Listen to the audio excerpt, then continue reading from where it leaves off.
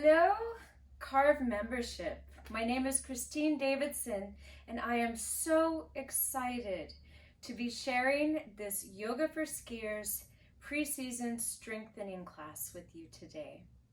So CARV has asked me to present a little bit of information about early season injuries and how we can prevent them using Yoga for Skiers. But before that, a little bit of an introduction. I am a Canadian Ski Instructor Alliance Level 4 ski instructor. I am an Alpine Canada Alpine Development Level trained coach, and I am a yoga teacher. I received my training in Rishikesh, India. And my philosophy on yoga is that it is the active recovery that complements my hard charging as a skier. Now, for our class today, you don't need any props, but if you're newer to the practice, I highly recommend that you have a chair available for balance, or maybe just something like a foam roller available for balance, or if you have them, blocks. We're going to talk first of all about the most common early season ski injuries.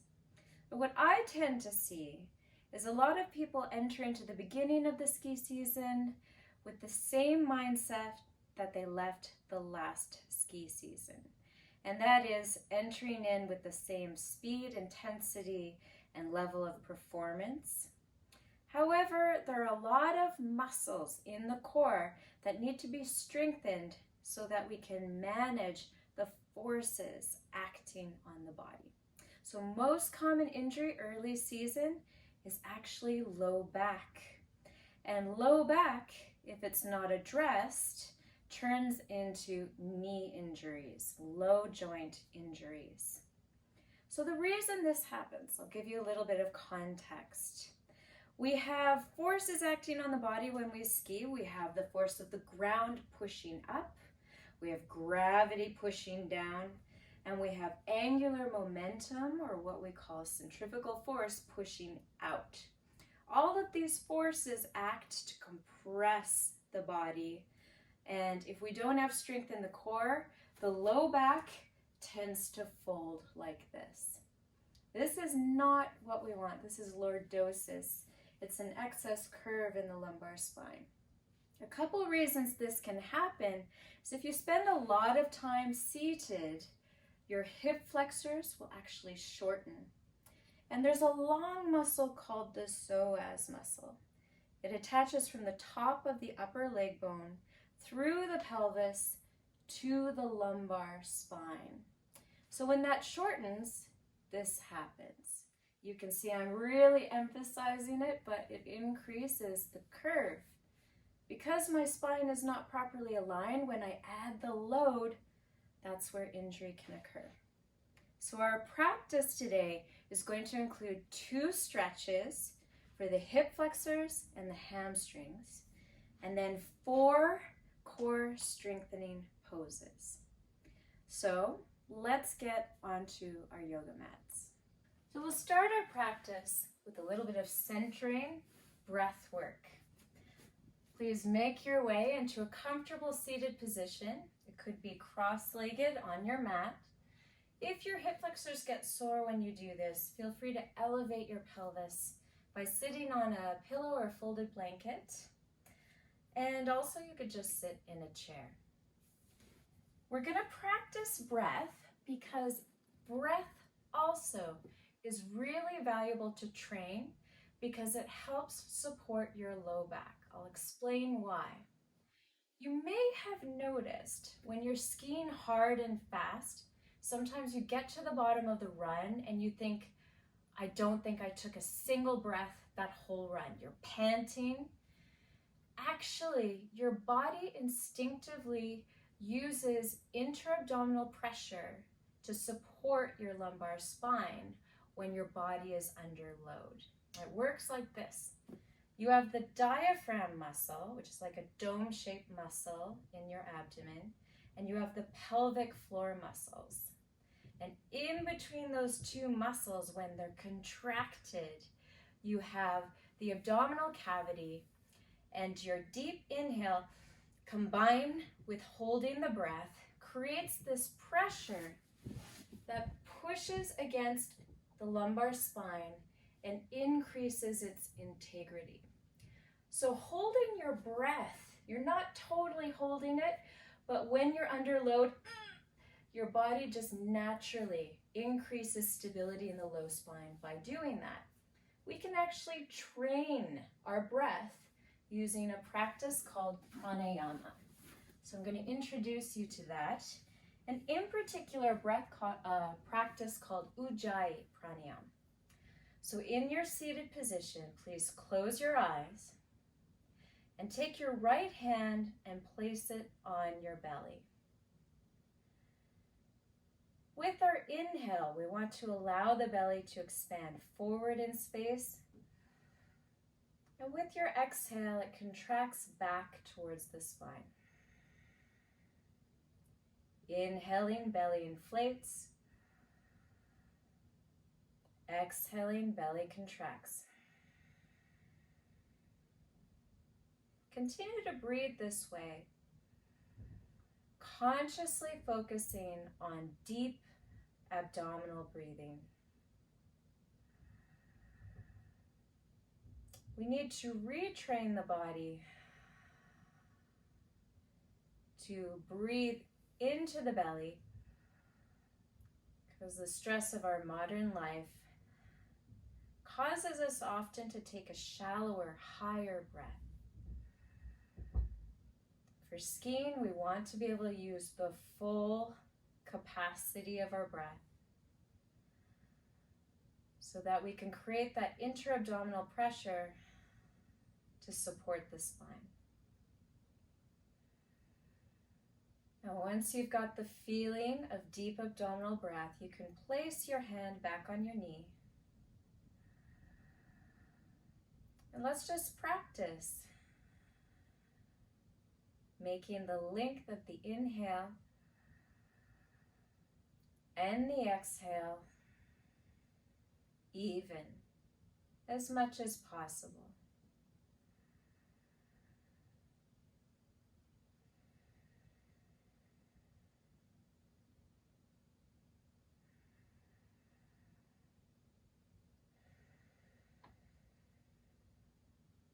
At the same time as you do this breath practice, feel the bottom of your pelvis, those bony protrusions called the sits bones, rooting down. And imagine a string, the top of your head, pulling you up. This visualization helps you find an aligned, neutral position for your spine.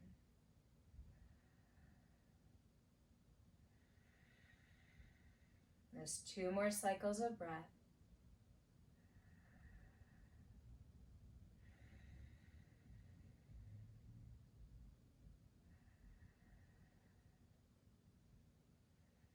And opening your eyes, I recommend doing this breath practice for just 1 minute every day.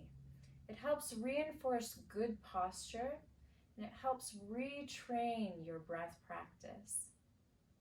So now we're going to move into the third component of how to protect yourself from low back injuries in the early part of the season, and that is our yoga asana practice. From our seated posture, we'll make our way into all fours for a spinal warm-up called cat-cow. We start by placing our hands under the shoulders, creases of the wrists parallel with the front edge of the yoga mat, and your knees under your hips, toenails resting on the mat. Take a deep inhale, and as you exhale, arch your back up towards the ceiling, and with your inhale, drop the belly, lift the tailbone, lift the crown of your head, curving the spine. Exhale, arching, and inhale, curving.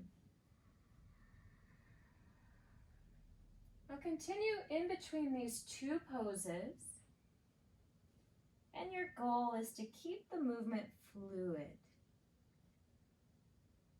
Now, the timing for each of us will be a little different, accounting for the fact that we each have different size of lungs, different lung capacity.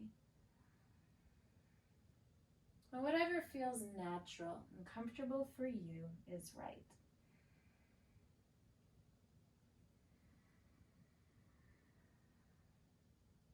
And we'll do 2 more. Arch and curve. And last one.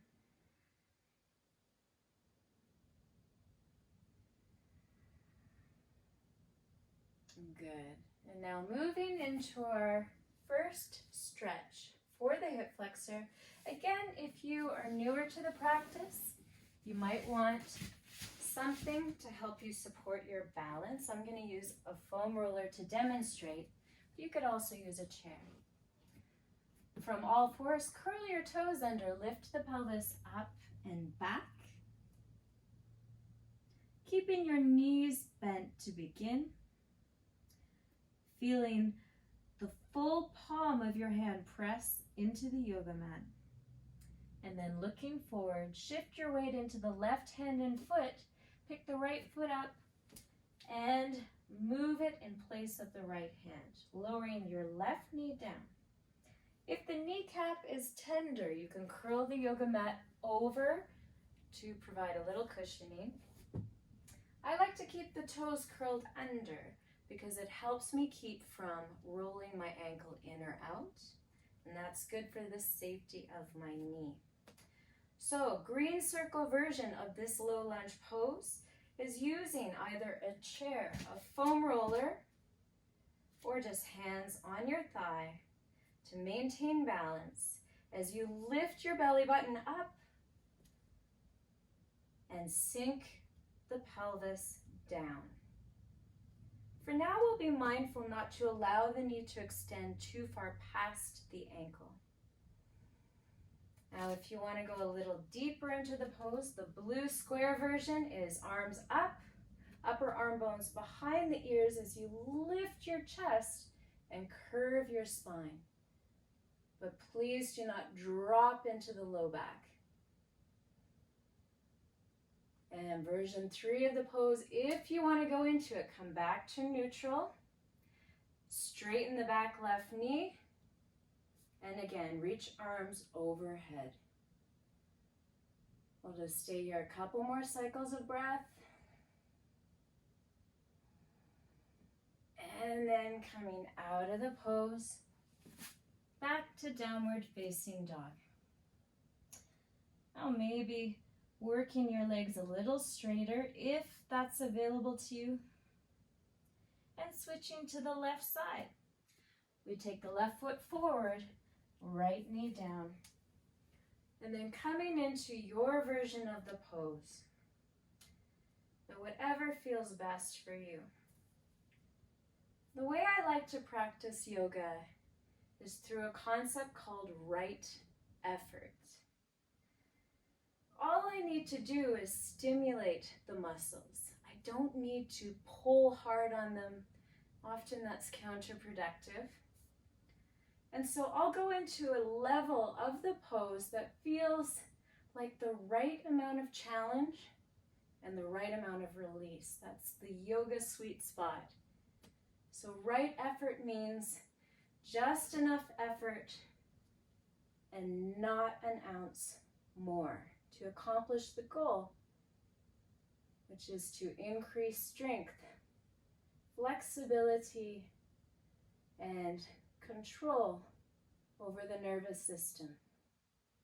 There's 2 more cycles of breath. Last one. Lowering back down, taking the left foot back, downward facing dog pose. Now we're going to go right foot forward again. Exact same setup, left knee down, but this time you can uncurl your toes And as you bring your torso up, you're going to inch your right foot forward slightly. Flex your right ankle, and then forward tilt the torso, hinging in the hip until you get to a point of stretch in the hamstring. For a lot of us, the knee will need to be slightly bent here, and that's totally okay. And green circle version of the pose might be with the knee a fair bit bent. To go deeper, you simply inch your back knee away from your pelvis and deepen the forward fold.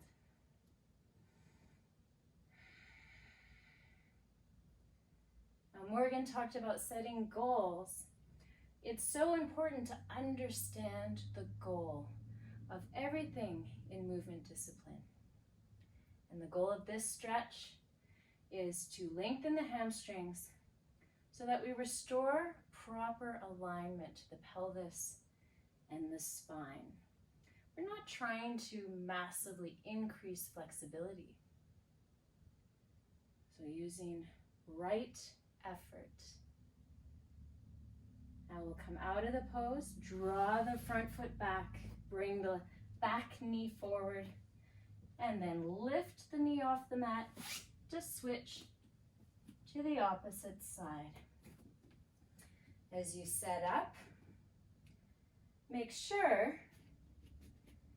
that you feel stable and finding the right level of intensity you might find. It's totally different on one side compared to the other. I find that so fascinating and valuable information for me to prepare for my season. If one leg is less flexible than the other, and I'm aware of that, I can link that sometimes to differences between the two sides in my technique. A couple more cycles of breath.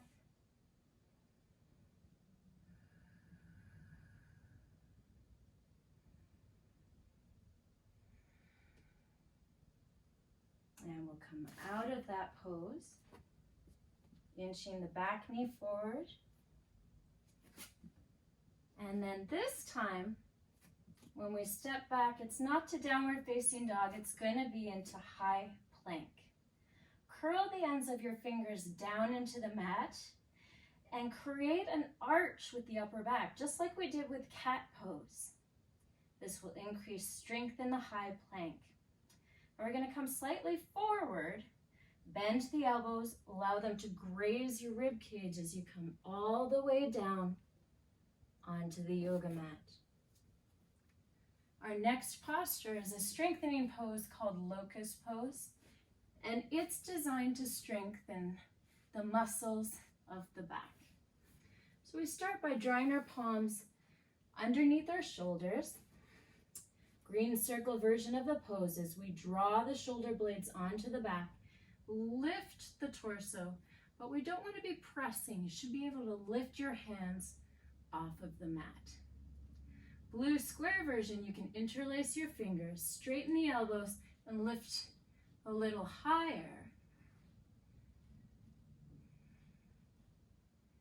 And black diamond version, you lift both legs and torso, have your arms extending backwards.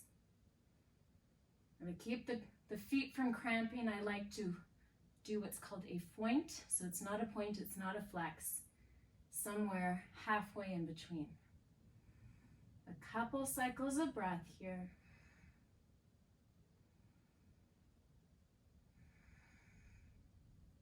One more. And releasing. Bring your hands under your shoulders, press up and back to child's pose. A momentary stretch for the back. Second pose, strengthening for the side body, side part of the torso, the transverse abdominis. And we'll do this again in 3 levels of intensity. And you can start with your elbow underneath your shoulder on your left hip or right hip, doesn't matter which. We're going to do both sides. Now from this chilled out hammock position, we're going to activate the side body, lift the torso. And you may already feel these muscles firing up. Feel free to stay here.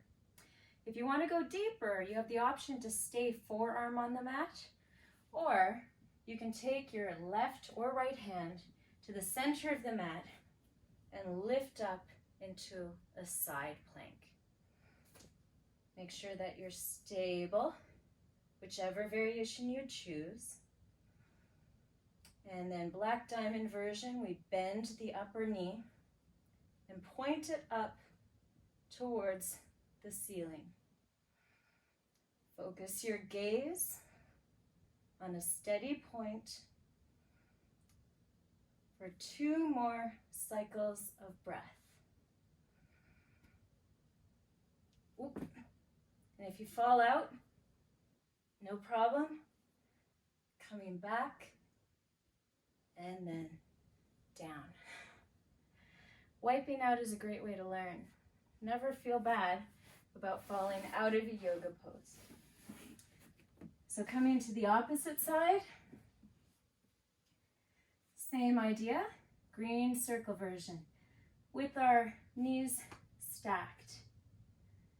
Blue square version, either on forearm or on your palm, coming up to side plank. Find your stability here first. Find your focus point for your vision. And if you want to go further, bending and pointing your upper knee towards the ceiling. 2 cycles of breath.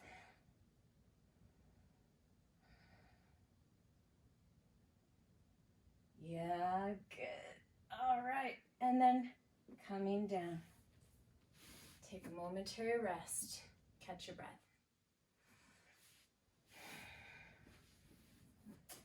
Our next posture is called Navasana bow pose.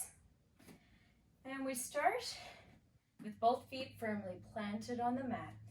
Hands behind the knees. Lengthen the spine. Take a deep breath. Empty the lungs. Inhale, lengthen. And exhale, come back. You can keep your hands here or extend them out to the side. Now finding right effort, enough intensity to activate, but you don't need to go deeper if you want to. Here's your blue square version of the pose. And if you start to shake, that's a good sign it's working. If you want to go deeper, straighten arms and legs. Stay here for 2 cycles of breath.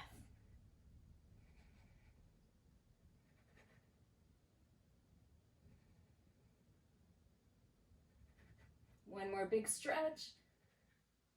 And coming out of the pose. Good job. That one's a tough one. So we have done some strengthening for the posterior part of the body, the lateral sides of the body, the anterior side of the core. We're going to do one more pose that's specifically for glutes and hamstrings. This one's really good. It's called bridge pose. We'll come onto our backs, feet planted evenly and parallel into the mat. Version 1, we place the hands, palms down, press arms down as you lift the pelvis, being careful not to create pressure or compression in the cervical spine, in your neck. Blue square version. Externally rotate your upper arm bones and tuck them underneath your rib cage. Press arms down to lift the pelvis higher.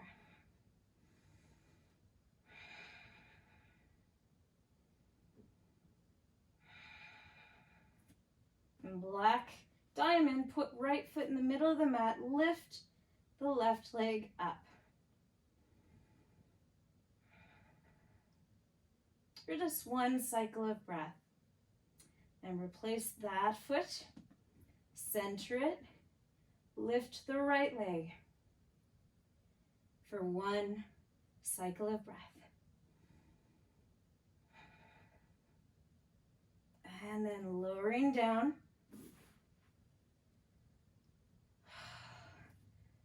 Take the feet wide, allow the knees to just drop in towards one another. And rest your back.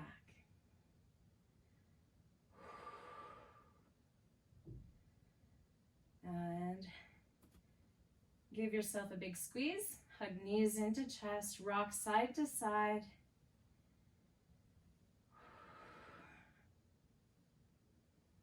And eventually we'll roll on to left or right side. Just resting your head on your forearm for a moment. And then slowly we use our arms to press ourselves back up into a seated position where we will close our practice for today. Good job. Give yourself a moment of gratitude. Gratitude towards yourself for taking this time to strengthen your body so that you can ski better and protect yourself from injury. Again, my name is Christine Davidson, and if you want to find out more about my Yoga for Skiers, you can find information at my Facebook page, Flow Coach Christine, or my Instagram, Flow Coach Christine. I'll be teaching in the Roslyn, British Columbia area at the magical Red Mountain throughout the midwinter for an incredible camp called Canadian Ski Quest. You can check that out at skiquest.ca. And whatever you do, have a ton of fun this winter on snow. Namaste.